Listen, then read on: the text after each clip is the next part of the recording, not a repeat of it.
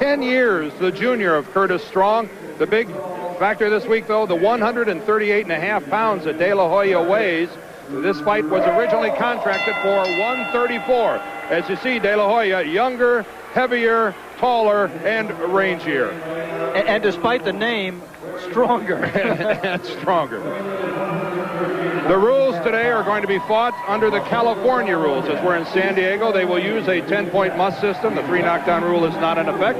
There is no standing 8. A fighter can be saved by the bell, but only in the last round, and the doctor may step in and stop the bout without consulting with the referee. And the referee today is Pat Russell from right here in San Diego.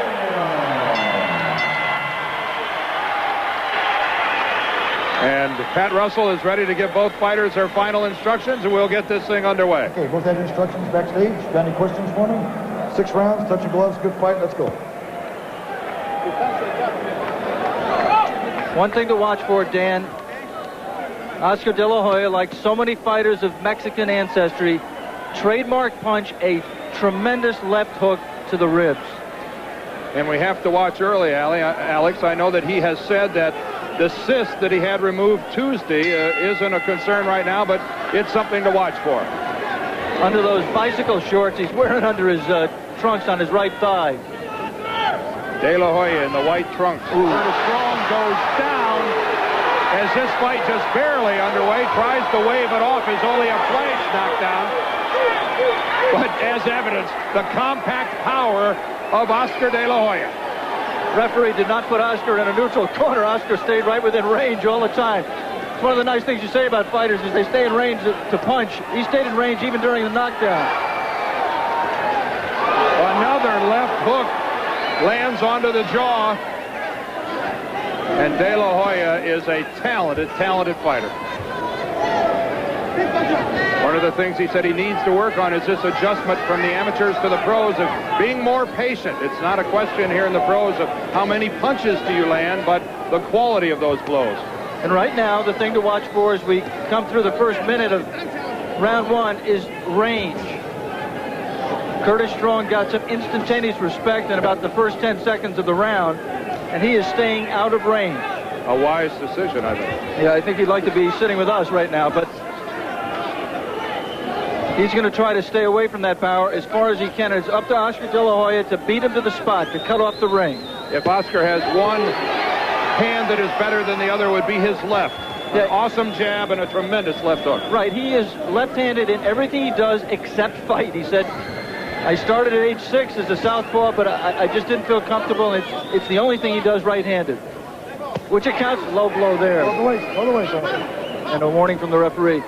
And that accounts for the tremendous power with the left that you saw in the punch that dropped Strong. Curtis Strong not where he wants to be, caught in a corner. Curtis had a chance to slide out and made a poor decision, slid back into the corner. His only hope in this fight, as Alex mentioned, is to move and stay out of that range of Oscar De La Hoya. His only hope to survive some rounds in the fight. I think that right now Curtis is in a full survival mode, and he's been there, if not since the opening bell, at least since that half hook, half uppercut that dropped him. Now, Alex, this is a smaller ring than you normally see. It's 17 by 17. And again, pinned up against the ropes is Curtis Strong. But a lot of those punches, Dan, were blocked by Curtis Strong. A lot of them landed on his gloves and on his forearm. Again, Alex, back to the smaller ring. A factor? Oh, yeah, I mean, Oscar's got everything going for him here. Not only does he outweigh his opponent by 5+ pounds, he's got a 17-foot ring, which tends to nullify Curtis Strong's movement. The ring pad itself is very mushy, which again would make it harder for Curtis to run away from him. Fast hands marking in the beginning of the second round. Remember, this bout is scheduled for 6. By virtue of De La Hoya coming in at 138.5, it's technically a super lightweight fight, although Oscar De La Hoya told us yesterday he's very comfortable maintaining 135 pounds. And he puts it on a pretty good size frame, Alex. Yeah, there are people who think that you know, I mean, it wasn't so long ago people were talking about Mark Breland as the next Sugar Ray Robinson, so we We just have to be very cautious. But there are people who say that Oscar can move all the way up to middleweight eventually. He's got that kind of a frame. He's listed by a lot of people as 5'11". We measured him as 5'9 3/4", but he carries this weight very well and says, as you point out, that he can make 135 and expects when he does fight for a title, not if but when, that he will fight for the lightweight championship. Let's go. Let's go and hold inside.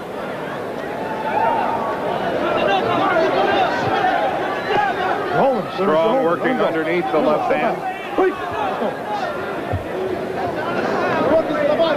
In his 3 previous fights, only one of them even made it into the second round.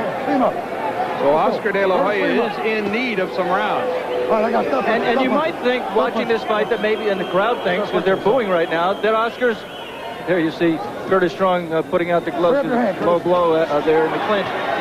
The crowd may think that he's carrying Curtis Strong, trying to get some rounds in. There you see him turned around, throwing the left hook underneath.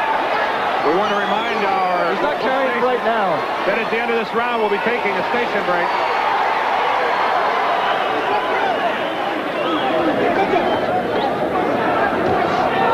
There's a good stinging jab by Strong. I think one thing Oscar is demonstrating is patience. I mean, he's trying to set his man up. He's trying to take what the man gives him. Good movement there by Strong. Made De La Hoya miss on those first 3 punches. Yeah, I mean, that's one thing that is different in this fight than the first 3. Curtis Strong has made Oscar miss more punches just in these 2 rounds, 1+ rounds that we've seen than he has in his whole career. And he's also someplace he's never been before. This is already his longest professional bout. But only as a pro, exactly right. 3-punch combination before and 2 landed, 1 miss. Rip your hands. Watch your heads. This is not quite as precise as you might like to see Oscar De La Hoya. He is missing more than you'd expect. From a professional level, though, this is by far and away his most quality opponent, too. Curtis, despite all the things going against him, Curtis did come to fight. We will return after a word from our ABC station. You got 3 hands now. We're in the 3rd round here in San Diego, California. Dan Deerdorf, Alex Wallow with you ringside. Oscar De La Hoya in the white trunks. Curtis Strong from Chicago in the blue. And again, a lot of those punches hit the forearms of Curtis Strong. But still, the first 2 rounds, clearly, I think, and concisely in the column for Oscar De La Hoya. Yeah, in the first one, 2 points. I don't think scoring here is crucial. I think what is, Dan, is watching how Oscar takes care of an opponent, which is giving him a little bit more than his previous opposition has. Those punches, about 2 of them got past the gloves and landed solidly on the temple of Curtis Strong. 1, a sweeping left hook. Curtis hasn't landed enough punches, Dan, for the audience to know this, but he has not shown much power in his career, and that's one of the dangers for a young fighter like Oscar De La Hoya. When you consistently go in against outclassed opposition, especially opposition that has no power, you get into bad habits. You walk in just thinking about, what can I do to get this guy out of there? What can I do to land punches on him? And you're not thinking at all about what's coming back. He can get away with it against somebody with no power like Curtis Strong, but he won't be able to get away with it when he steps up in class.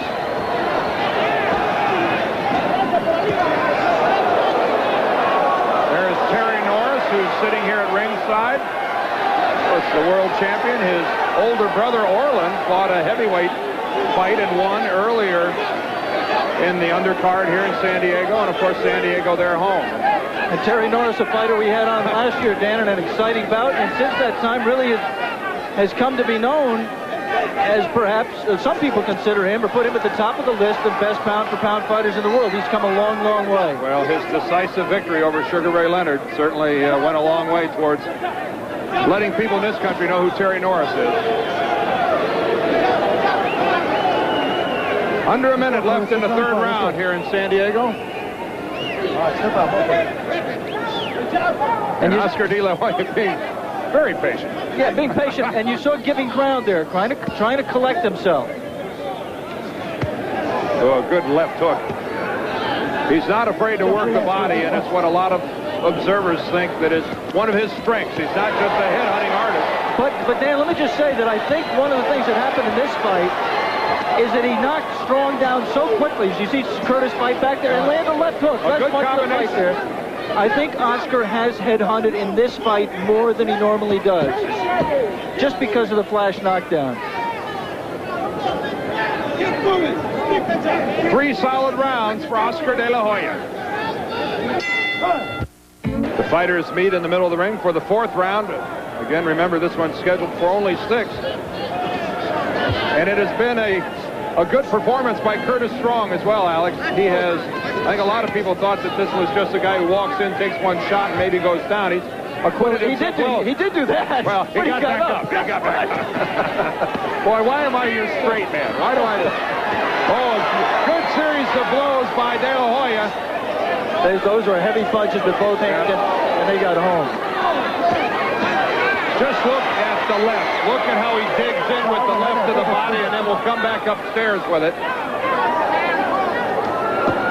But even though he's landing these blows, he's not backing up Curtis Strong, who's now taking more of a tactic that I'll meet him in the middle of the ring. Yeah, I think that's just a necessity bringing that style about. I think Curtis is really starting to run down. The punches, Oscar has missed a lot of punches, but he's landed a lot, and his hands are so heavy that I think that it's starting to wear down Curtis. Well, over our years together, Alex, we've done a lot of lightweight fights, and Oscar De La Hoya is the biggest lightweight I have ever seen. Yeah, he is. Or you can put him on the scales. You think back to Arguello, maybe, as the last lightweight that looked as big as Oscar. And interestingly enough, Arguello is Oscar De La Hoya's idol. Watch the range. See, that body punch landed. That last left landed, but the first 2 missed. He's throwing punches and bunches now. That's when he looks like an amateur, right? Throwing those flurries of light punches, trying to score with them. Time out here. This is not a standing 8 count. This is the doctor wanting the doctor to take a look at the eye. He's stopping. The doctor is stopping the fight. The doctor has stopped the fight, and Curtis Strong is very upset. He is really upset with the doctor in the middle of the ring. Blood is streaming down the cheek of Curtis Strong, and this fight ended in the 4th round. That's a bad catch. And Oscar De La Hoya, as is his custom, goes to each corner and gets up on the ropes to thank his followers, of which